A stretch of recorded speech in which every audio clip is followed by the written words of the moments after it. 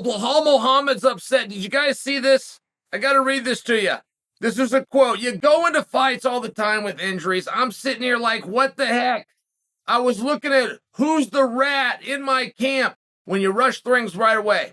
I'm trying to go balls to the walls. In 2 weeks, injuries happen. Stuff happens. But I was like, once it gets to fight night, I'll push through it all because once that adrenaline starts pumping, you're not really going to feel anything. All right, let's wrap this up. The point is, he's talking about his ankle. Did you guys see this going around? Well, had some kind of an injury. Allegedly, it was to his ankle, and now he's mad at somebody in his camp that let that out. Called him a rat. I was that rat one time. I was the rat. I didn't know.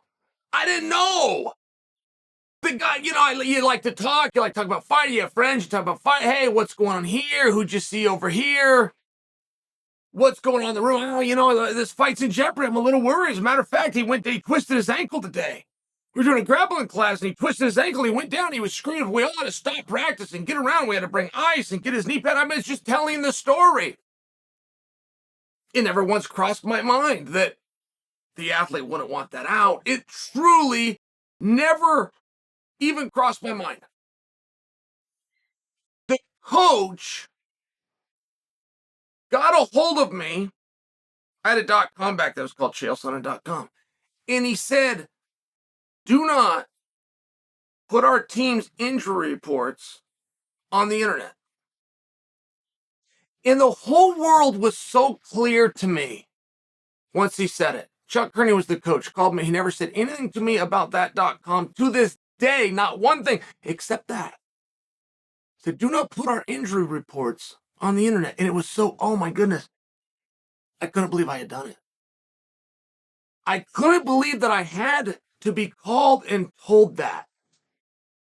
Do you have those moments in your life where just something happens and the cold water gets splashed in your face? You go, oh my goodness, I'm guilty. But, and I only say that because you don't know who Belal is training with. It's not necessarily somebody that was spiteful, right? Do some guys that are in the gym, if Belal's gym is anything like the gyms I came from, there's guys that would look up to you. The same way that Belal went to that gym, there must have been somebody, I don't know the history of his gym, but there must have been somebody there that he aspired to be like. No, he is that guy. And there's younger guys coming off the street. They're signing up to the gym. They're working their way to get into these classes, to be around, to possibly hold mitts for, or to spar with.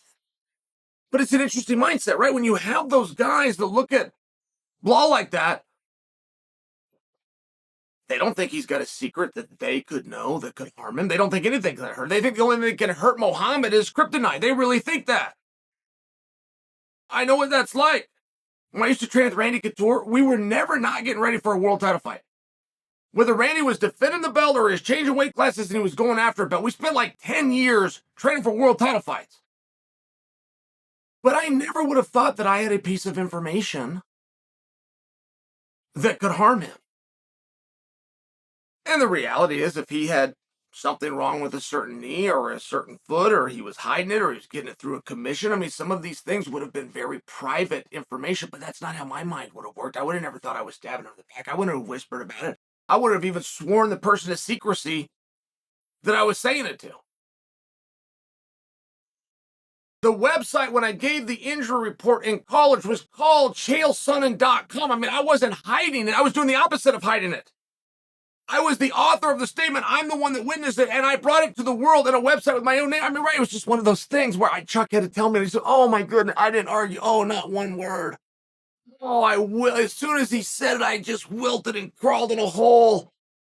I never did it again, but I only bring that to you because Belal's upset, and we've seen this a few times. It's not starting with Belal Muhammad right now. He says he wants to find the rat and exterminate him. And I'm only bringing this in case my story is true. What if the rat is an 18-year-old kid that looks up to him? What if the rat's a 23-year-old with a couple amateur fights that, would love to have his autograph, or at some point did have his autograph before he joined the gym and is now. I'm just sharing with you, it's not always what you might think. There are guys who will look at you in certain ways. You want to know who this really pissed off? Rampage Jackson. Rampage was getting ready to fight Jon Jones, and Rampage was planning to elbow Jon, but had just that day been working on elbows. So Jon goes on social media and doesn't say anything. He just shows a defense of him blocking elbows. Or I've got that wrong. Jon didn't show a video of it. He said working on elbow defense. That's what it is right there. This Rampage was spun.